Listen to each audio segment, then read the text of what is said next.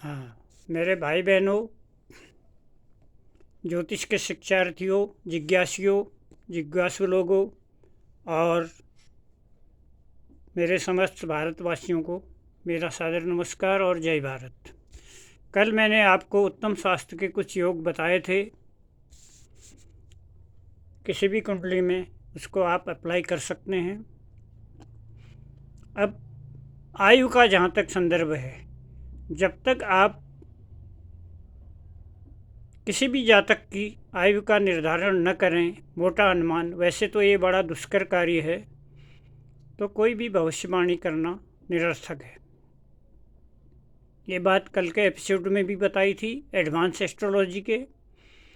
अब आयु की गणना के अनेक प्रकार दिए गए हैं शास्त्रीय ग्रंथों में, लेकिन वो गणित सिद्ध आयु प्रमाणिक नहीं होती है, सत्यता के निकट भी नहीं पहुंचती है। इसलिए सत्यता के निकट पहुंचने के लिए योगज आयु का ही सभी अच्छे और परिपक्व ज्योतिषी सहारा लेते हैं। जो ग्रहों के द्वारा जो योग बनते हैं, योगज आयु, मेरे दोनों गुरुजनों ने जो सन्यासी थे, उन्होंने भी मुझे योगज आयु का ही प्रयोग करने के लिए कहा था। हाँ, इसमें जेमिनी के PAM सिद्धांत का समावेश कर लिया जाए, जिसके बारे में मैं अगले एपिसोड में आपको बताऊंगा, तो काफ़ी हद तक हम एक स्थूल आयु खंड को तक पहुंच सकते हैं। इसमें कोई संदेह नहीं है। योगज आयु में अल्पायु के 55 योग बनते हैं, मध्यायु के भी 55 योग बनते हैं और दीर्घायु के 102 योग बनते हैं और शताधिक आयु 100 वर्ष से अधिक आयु के 32 योग बनते हैं। आज की श्रृंखला में मैं कुछ आपको 27 योगों के बारे में बताने जा रहा हूँ। ये क्रमबद्ध चलता रहेगा। अगर आपको पसंद आए, आप लाइक करें, शेयर करें, सब्सक्राइब करें, तो मैं इस महत्वपूर्ण खंड में, जो बहुत ही महत्वपूर्ण है, किसी भी कुंडली को देखने से पहले आयु का एक अनुमान करना बताते रहूँगा। सबसे पहला योग मैं बता रहा हूँ, अष्टम भाव का स्वामी लग्न में हो, स्थित हो और गुरु या शुक्र के साथ बैठा हो, या गुरु और या शुक्र उसको देख रहे हों, तो ये एक दीर्घायु का योग बनता है। नंबर 2, किसी भी कुंडली में 3 ग्रह अपनी उच्च राशि में हों, लग्न में कोई ग्रह न हो, यदि कोई ग्रह हो तो केवल अष्टमेश हो। ये भी एक प्रमाणिक दीर्घायु का योग है। नंबर 3, तीसरा योग, लग्न का स्वामी बली हो तथा 3 ग्रह अपनी उच्च राशि, स्वराशि या मित्र राशि में स्थित हों। यह एक तीसरा योग जो है दीर्घायु का बहुत बड़ा प्रमाणिक योग है। नंबर 4, लग्नेश बली हो तथा अष्टम भाव में 3 ग्रह स्थित हों। यह एक दीर्घायु का योग बनता है। अब बली से आपको भ्रम हो सकता है, किस बल को लें। अगर शुद्ध रूप से षड्बल निकाला गया है तो हमेशा षड्बल को ही लेना चाहिए, अन्यथा ग्रह की स्थिति, दृष्टि, युति, उसकी नवांश स्थिति, 3 उत्तम वर्गों में दृष्टिकोण में उसकी स्थिति और उस पर पड़ रहे शुभ या अशुभ प्रभावों का आकलन करके आपको ग्रह का बल का अनुमान करना चाहिए। 5वां योग है, लग्नेश, अष्टमेश, दशमेश तथा शनि अपनी उच्च राशि, स्वराशि या मूल त्रिकोण राशियों में स्थित हों, तो यह भी एक दीर्घायु का प्रमाणिक योग बनता है। 6वां योग है, लग्न का स्वामी लग्न में तथा अष्टम भाव का स्वामी अष्टम भाव में ही स्थित हों, तो यह एक दीर्घायु का योग बनता है। नंबर 7, लग्नेश बली होकर मित्र राशि में स्थित हो तथा शुभ भाव में स्थित हो। शुभ भाव केंद्र कोण, एकादश, ये शुभ भाव कहे गए हैं। पाप ग्रह के लिए तृतीय भाव भी शुभ होता है, तो एक दीर्घायु का योग है। 8वां योग, अष्टम भाव का स्वामी शुभ ग्रह की राशि में हो तथा अष्टम भाव में शुभ ग्रहों की दृष्टि हो, चाहे एक ग्रह की हो चाहे एक से अधिक ग्रहों की हो, तथा लग्नेश बली हो, यह भी एक दीर्घायु का योग बनता है।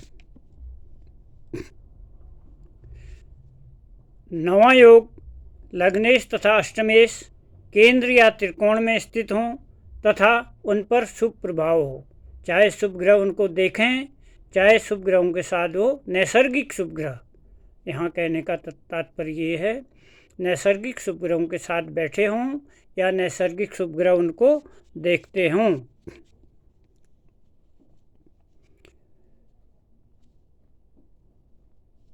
अगला योग है 10वां, लग्नेश अष्टमेश तथा दशमेश केंद्र त्रिकोण या एकादश भाव में बैठकर शुभ प्रभाव में हों, या तो उनको शुभ ग्रह देखें या वो शुभ ग्रहों के साथ बैठे हुए हों। 11वां योग बनता है नैसर्गिक शुभ ग्रह होकर अष्टमेश एकादश भाव में स्थित हो, यह भी एक दीर्घायु का प्रमाणिक योग है। नंबर 12, शनि एकादश भाव में पाप प्रभाव से मुक्त हो, मतलब कहने का तात्पर्य यह है कि न उस पर पाप ग्रहों की दृष्टि हो न युति हो। यदि शुभ ग्रहों की दृष्टि है या युति है तो और उत्तम बात है। 13वां योग बनता है दशम भाव का स्वामी उच्च राशि, स्वराशि या मित्र राशि में हो तथा अष्टम भाव में किसी कोई भी ग्रह न हो, ये एक दीर्घायु का प्रमाणिक योग है। 14वां योग है लग्नेश या अष्टमेश लग्न या नवांश में स्वराशि में स्थित हों, यह भी एक दीर्घायु का योग है क्योंकि नवांश का बहुत अधिक महत्व होता है। 15वां योग है शनि तथा अष्टमेश की युति किसी उच्च राशिस्थ ग्रह के साथ हो। शनि तथा अष्टमेश किसी उच्च राशि में बैठे हुए ग्रह से युति बना रहे हों तो यह एक दीर्घायु का प्रमाणिक योग होता है। 16वां योग है लग्नेश अष्टमेश दशमेश तथा शनि किसी केंद्र में एक साथ युति बना रहे हों। इसमें शर्त यह है कि इनकी युति एक साथ होनी चाहिए, एक ही भाव में, एक ही राशि में। 17वां योग है अष्टमेश अष्टम भाव में ही स्थित हो, यह भी एक दीर्घायु का योग है, लेकिन पाप पीड़ित न हो, अत्यधिक निर्बल न हो और लग्नेश भी निर्बल न हो। 18वां योग है शुभ ग्रह केंद्रों में पाप ग्रह की राशियों में हों तथा लग्नेश शुभ युक्त हो या गुरु से दृष्ट हो। शुभ ग्रह, शर्त इसमें यह है कि शुभ ग्रह केंद्रों में हों लेकिन वो राशियां पाप ग्रहों की हों, तथा लग्नेश या तो शुभ ग्रह के साथ बैठा हो शुभ भावों में या बली बृहस्पति से देखा जाता हो। 19वां योग है लग्नेश और अष्टमेश बली हों परंतु अष्टमेश से लग्नेश अधिक बली न हो, अर्थात लग्नेश को अष्टमेश से अधिक बली होना अनिवार्य है। ये एक दीर्घायु का योग है। 20वां योग है गुरु अपनी उच्च राशि में हो, शुभ ग्रह अपनी मूल त्रिकोण राशियों में हों तथा लग्नेश बली हो, ये भी एक दीर्घायु का प्रमाणिक योग है। 21वां योग है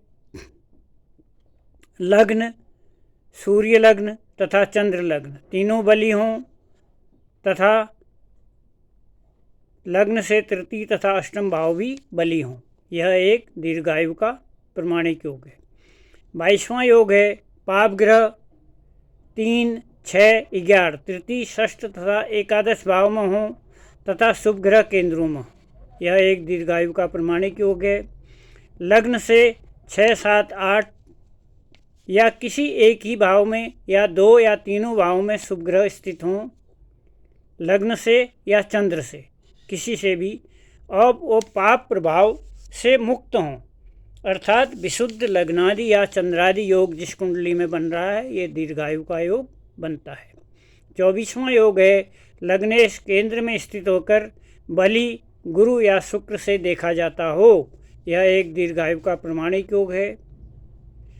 25वां योग है सभी ग्रह दृश्य चक्रार्ध में हों, अर्थात दसम भाव के भोगांश से चतुर्थ भाव के भुक्तांश तक।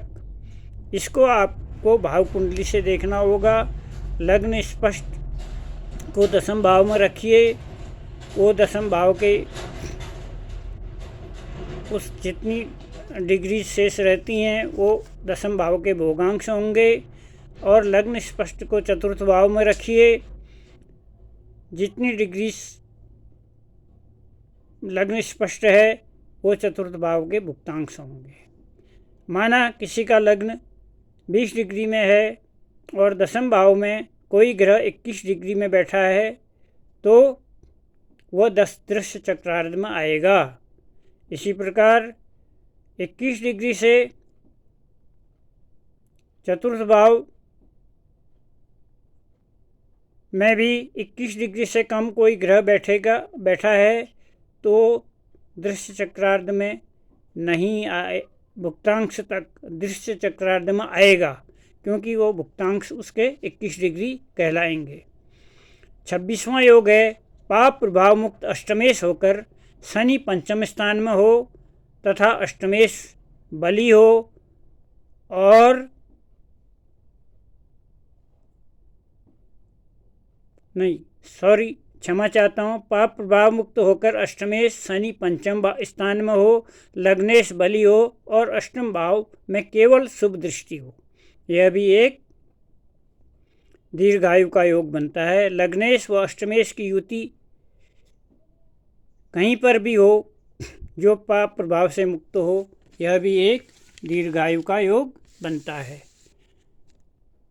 आशा करता हूँ आपको ये जानकारी अच्छी लगेगी और उम्मीद करता हूँ कि इस वीडियो को अधिक से अधिक सब्सक्राइब करेंगे, लाइक करेंगे, शेयर करेंगे। धन्यवाद। जय भारत।